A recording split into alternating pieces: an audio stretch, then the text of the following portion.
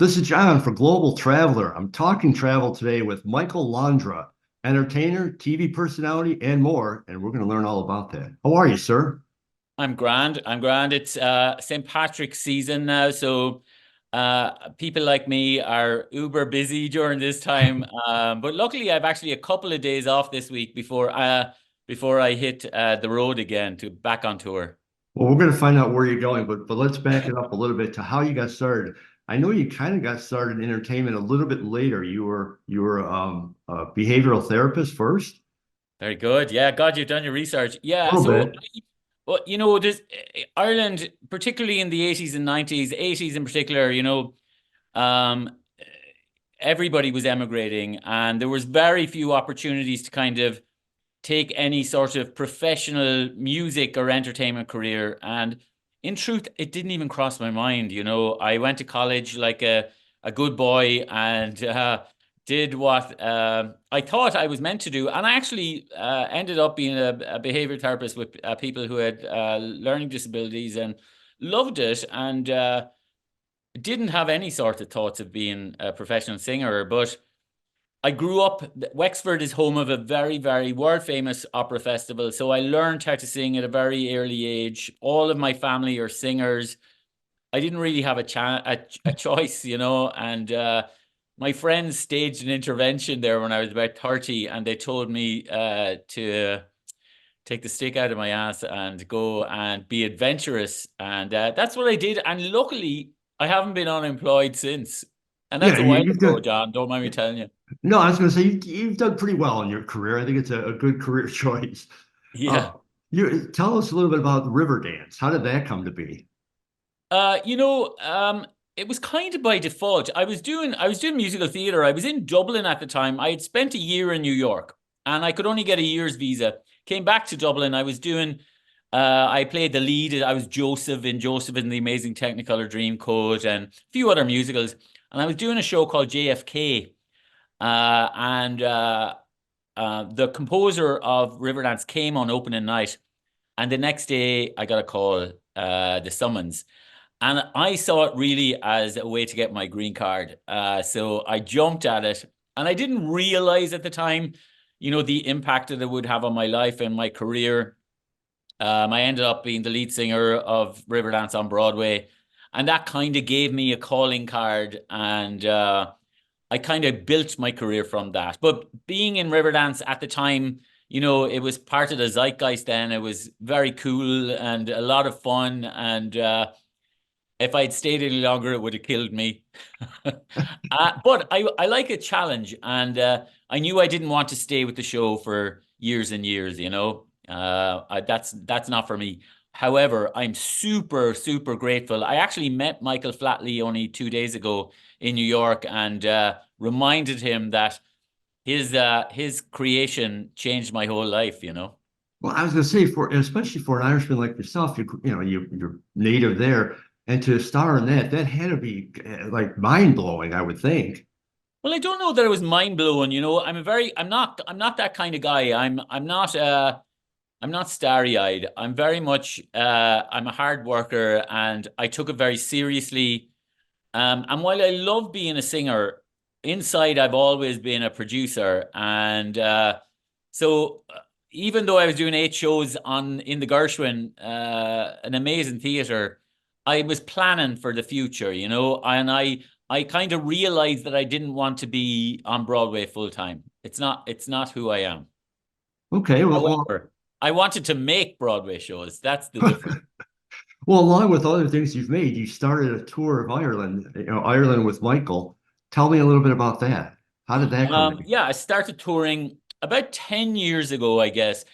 Fans were always saying it to me that I would come to my concerts. And honestly, I didn't really take it very seriously because I cherished my time going home, and I didn't really think I'd enjoy it. And I agreed to one with CIE Tours, went and absolutely fell in love with it. Being able to bring fans and show off Ireland as an ambassador was a privilege, but just looking at Ireland in a different way as a tourist, and um, and also not taking it very seriously. And we just laughed our way around the island. And as a result, every year for 10 years now, I've done two tours. The success of the TV show is kind of changing all of that, but for now, I kind of cherish those weeks that I go, you know? So did you learn? Obviously, you have. Let me rephrase that question. What have you learned about Ireland through the process of the tours and the TV show? Well, here's the thing is, everybody takes for granted the place where you probably take Chicago for granted. A little bit. And while I realize the beauty of it, aesthetically, it looks like no other country in the world. It's spectacular, right? But you look deeper, what is the magic? Why do people go back time and time again? And it's not just the castles and the cliffs and the green fields. It's the stories, it's the people and their artistry. Our culture is very unique in that it's very alive and part of our daily lives. And looking at that and being able to tell a story about Ireland in every corner and through every person I know. Of course, I know every single singer, dancer, actor, everything. It's a small country. It's the size of Indiana. So if you work in the arts, you know everybody else in the arts. And so they are the people who I think is the crown jewel of the island. And they, in the TV show, tell their stories. And that's how I like to look at it. You can go to the Cliffs of Moher, but until you have somebody from the Burren, that part of County Clare, tell you how they feel about the cliffs and what their stories and memories are, and maybe sing a song about that. That's what elevates an experience for a tourist, for sure. And I meant to tell you, I do love the music of the show. It's obviously it's one of the best parts of the show. I mean, the scenery's great, the stories are great, but I just love the music. Yeah, and we've obviously I know all the famous people. We've had Riverdance, Michael Flatley will be on. We've had all of the great artists from Ireland. But in truth, I get more emails from people who love the 12-year-old banjo player that I found, or the young band called Talua, who are just out of high school and are just electric and fantastic. And that's what causes most excitement, really. Now, do you find all these people? Do you have a staff that helps you find these? No, I do have a staff, but I find them all. I take this show very seriously. It might not look like it. Because in truth, when we started this a few years ago, I had no idea what I was doing. But the only thing I do know is I know good music and talent, and I know what will excite people or interest people. And also, I kind of have a responsibility as a curator in that I don't want people to think about shamrocks and shillelaghs. I want to think Ireland is a very modern, vibrant country with a very different tableau of what is perceived by the outside world. And it's my job just to curate that and make sure that people are getting the best of the best, but also what's happening in Ireland now. And what kind of response do you get from Ireland? I know from here, like I love the Yeah. show. I've got a lot of native Ireland friends that love the show. What do you get from the people of Ireland? Well, they didn't know for the longest time. Irish people, we're not good at blowing our own trumpet. Like we don't, when I go home, people will be saying, "What are you up to?" And I'll go, stuff, I'm busy, But lately now, because the Irish government are now involved and, Tourism Ireland are a big, big help to me. And they've been telling everybody in Ireland. So now they're proud of it, and I love that. There's a lovely sense of pride at home, particularly with a connection to the United States. And so the businesses and tourism sites and hotels are now knocking on the door, which is lovely. And I'm only too happy I love people who are innovative and who want to, spread the word if they feel they have a story. So I encourage them to tell us if they want to be in the show. So if I'm going to Ireland, it's going to be a hard question though. Tell Yeah. me, what must I see? Two or three things that I absolutely have to see on my trip. Okay. I I think it depends, and it's complex. It's who you are. I I tend to say to people, it's not about what you need to see. It's what you need to feel. And, you can't just go to Ireland. There are loads of tours, generic tours, where you'll go see the Cliffs of Moher, you'll go to Connemara or Dingle, and that's great. But you have to get in and meet those locals, meet those storytellers. So find out where the live music is in the pubs. Like, make it a point. Google, every town will have a traditional music listing. Go to those traditional listings and find out. Also, the great thing that's happening there now is crafts and distilleries are, you have the big guns like Bushmills and or Guinness, the Guinness Storehouse, which, by the way, give you a really cool tourist experience. And you do get to taste your pint of Guinness. And I do endorse that wholeheartedly. But in every town nearly, there's these cool little micro distilleries with great stories. And you'll have such more an interactive time by going to these small places, and you'll meet people. And that's what you're going to, nobody thinks about the picture of green fields that they have 5 years later, but they'll happily tell the story about that distiller they met in Dingle, who maybe showed them how to make whiskey and then said, "Oh, we're going down to the pub afterwards. Do you want to come with us?" Because that's what happens. Irish people we are welcoming, but it's not that the reason that we talk to people is that we're a little bit nosy. We like to look out into the world. So we love it when visitors come. So we want to kind of get to know who you are. And like, we'll ask you what you do for a living and, where you live. That's who we are by nature. We're not a closed society. We love to talk. I don't know if you picked that up, John. Hey, it's a perfect interview.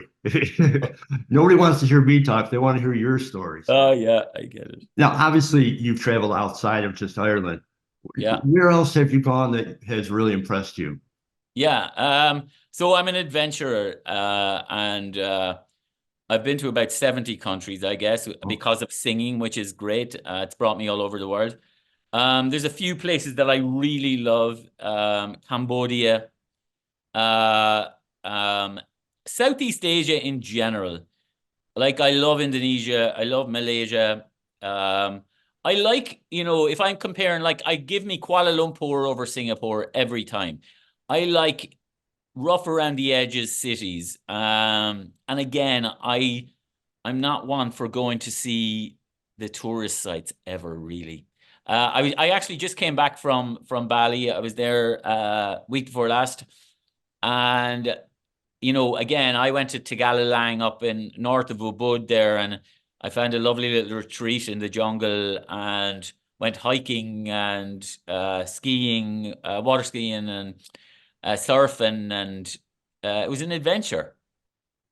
And I like an adventure. So I'm also on the board of a charity for street dogs in Koh Samui in Thailand. So I have a fondness for Koh Samui. I tell you where else my heart lies is southern Spain. So I love Cadiz. I love Malaga. Actually, Malaga is kind of an underrated city. Uh, again, the south coast of Spain, full of tourists. But if you just do your research, you'll find those little nooks and crannies, and that's what I love. I also love Provence. I'm a big wine drinker, so anywhere they make wine, I love to go to. My partner loves the cities. I'm not. I go on the adventures. So we tend to vacation separately. Yeah, yeah. We're doing. I think we're actually going to do one of those river cruises this year, which is, in truth, not for me. But it'll be nice to kind of sit back and relax. I'm not what you call a relaxer. Now, before we started recording, we discussed a little bit. You were in Chicago for a lengthy time. Any high spots in Chicago? Any under the radar spots?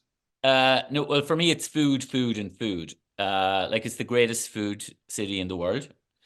Um, my favorite restaurant in the world is actually downtown. A Canto, which is on Michigan there, beside the Gauge, which is a lovely kind of Irishy pub restaurant, high end, but next door, and I think it's the same owner. It's a place called Acanto, and I think it's the best Italian restaurant in North America. Just saying. Wow, high Yeah, praise. So yeah, yeah. before I let you go, what is next for you? Um, this is a bit of a left turn for you, probably. But so I'm the lead producer. I'm a lead producer on a Broadway show that I've been developing for the past 4 years, and it's a show called Get Happy. It's from a 1950 MGM musical that had Gene Kelly and Judy Garland in it. Yeah, It's the one where she sings, "Forget your troubles, come on, get happy." So we'll bring that to Broadway. I'm hoping we will open next March or April. So that's a kind of a big project. Also, we start shooting season 5 in about 4 weeks. Yeah. So nice. yeah, I'm looking forward to it. You know what's great? The best thing about the show is I'm in Ireland now about 6 or 7 times a year, so it's like I never left, and my parents are still there, and I'm lucky in that I'm in Wexford. There wasn't the emigration that there was everywhere else. So all my school friends and my friends of youth are all still there, and so it's like kind of like Brigadoon. It's like it doesn't change, It's exactly the same as I left it. Perfect. Before we end, tell everybody where they can find out more information about you. Sure. Really, two places, irelandwithmichael.com. We have 2 tours to Ireland this year. We hope to actually, I think we're going to have a lot more next year. I won't be going on them all, but I will be going on some of them. And the Ireland with Michael Facebook page, because remember, people who love my vacations, they're all old. So nobody's doing Instagram where I'm concerned. I am all right, but nobody else is. But honestly, to find out about anything Ireland with Michael, the best thing is Ireland with Michael on Facebook. Sounds good, sir. And really, I appreciate your time. I love the show. Thank you for bringing Ireland to me and to everybody else. It's such a pleasure to see all those interesting parts that aren't in the travel brochures.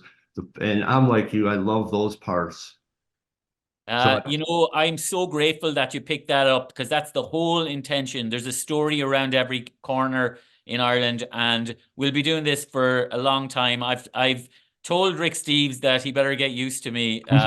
My friends, I also told him that my friends lovingly call my show Drunk Rick Steves.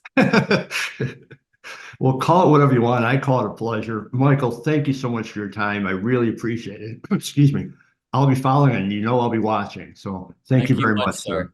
Take care.